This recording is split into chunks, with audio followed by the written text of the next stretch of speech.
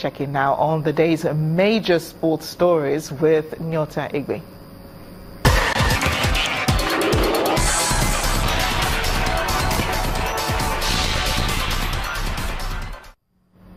Welcome to Sports News. Real Madrid has been crowned champions of Europe for a record 12th time, outclassing Juventus by 4-1 in a high-quality Champions League final in Cardiff.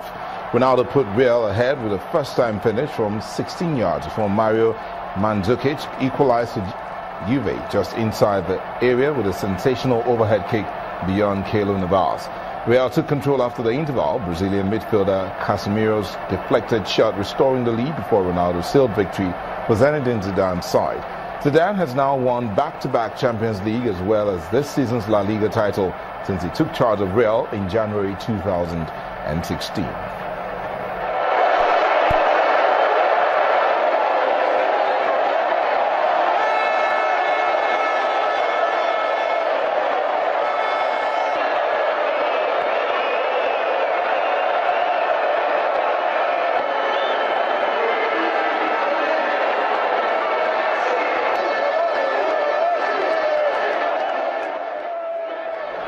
Meanwhile, fans ran in panic away from Turin's central Piazza San Carlo after scuffles broke out amongst Juventus supporters watching the Champions League final. Thousands of people had gathered in the evening to watch the final taking place in Cardiff on maxi screens in the square. As Real Madrid scored the third goal against Juventus, it is believed that fans began scuffling with each other, causing many people to flee in panic. Shoes and rucksacks were seen discarded on the ground as the people ran away from the square.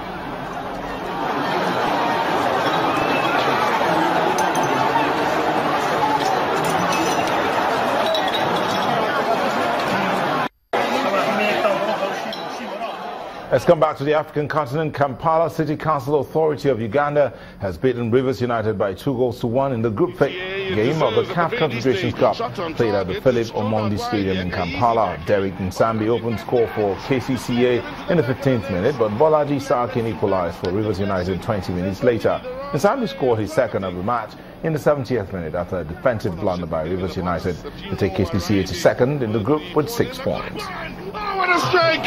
What a finish from Sakin to silence the crowd!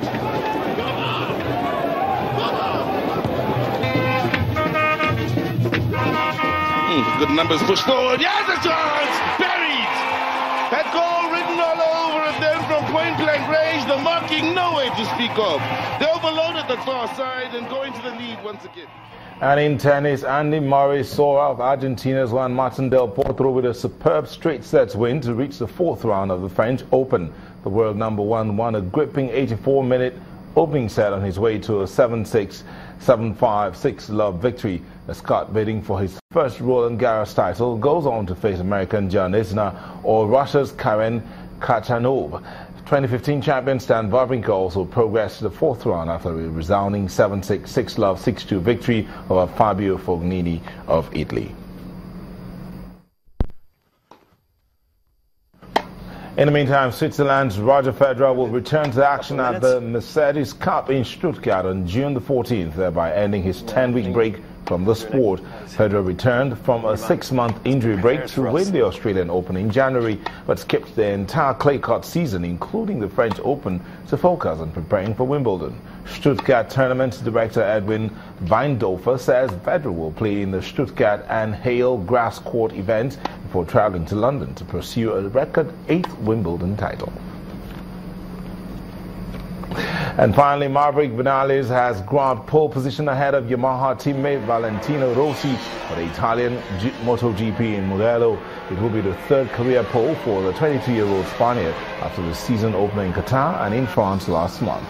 Vinales clocked 1 minute 46.575 seconds in 38, with 38-year-old Rossi just behind at 0.260 seconds. Italy's Andrea Dovizioso of Ducati will complete the front row, with world champion Marc Marquez starting the 6th on his Honda.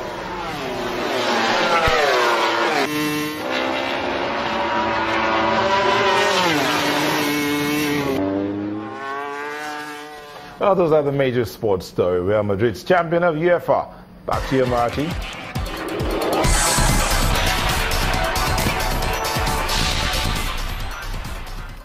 Nyota, so I'm sure fans will be celebrating tonight.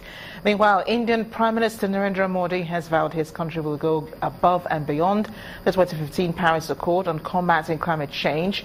Speaking at a news conference at the Elysee Palace with French President Emmanuel Macron, Mr. Modi described the agreement as part of their, quote, duty to protect Mother Earth, as both countries seek to show a united front to tackle climate change after Donald Trump announced the U.S. exit from the accord.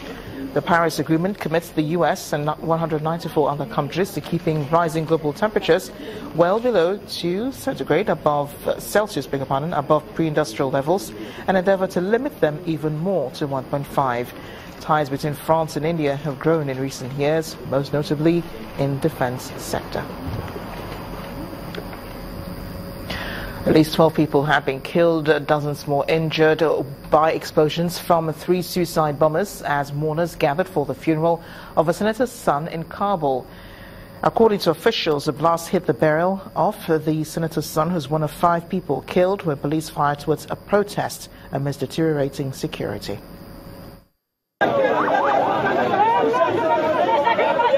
3 deadly explosions ripped through the Afghan capital Kabul as mourners attended the funeral of Muhammad Salim Izzadia, son of the Deputy Senate Speaker who died during a protest on Friday. This attack is a continuation of a wave of violence in Kabul since Wednesday's truck bomb explosion that killed at least 80 people. Majority of the casualties are inevitably Afghan civilians. Medical personnel have their hands full treating the wounded. This survivor recounts his experience. There were explosions everywhere, and I saw my hands and face were burning. There were parts of human bodies lying all around me. After that, I had to get to the hospital. I came by myself. Officials had earlier warned people to stay away from demonstrations, saying they might be attacked by militants. Checkpoints have been set up in central Kabul and armored vehicles are patrolling the streets. Although no group has claimed responsibility, the Taliban, that has carried out frequent bomb attacks in the past, has made swift denial of any role and instead blamed faction rivalries in the government camp. What we want is the international community's pressure, like United Nations or other embassies, other European Union and everything, to put pressure on this government to at least, provide security for Afghans. I mean, this is the most they're asking. They're not asking for anything else. This latest violence is coming at a time Kabul is on lockdown and amid popular anger at the government. There have been half a dozen major attacks in the city already this year, carried out by the Taliban and the so-called Islamic State. Targets have included Afghan Parliament, the Supreme Court and the military-run hospitals. And the main news again. The National Judicial Council has recalled 6 of the 8 judges suspended over allegations of corruption. Among those recalled is Justice Adeni Ademola, who was recently cleared by Federal High Court in Abuja of any wrongdoing in the corruption charges preferred against him. 3 other judges were, however, put on the watch list by the NJC following petitions filed against them. Doctors at the Lagos University Teaching Hospital and the hospital management have continued to trade words over the lingering crisis rocking the hospital. That's it. News at 10 tonight. Thank you for watching. I am Amarachi Ubani. Good night.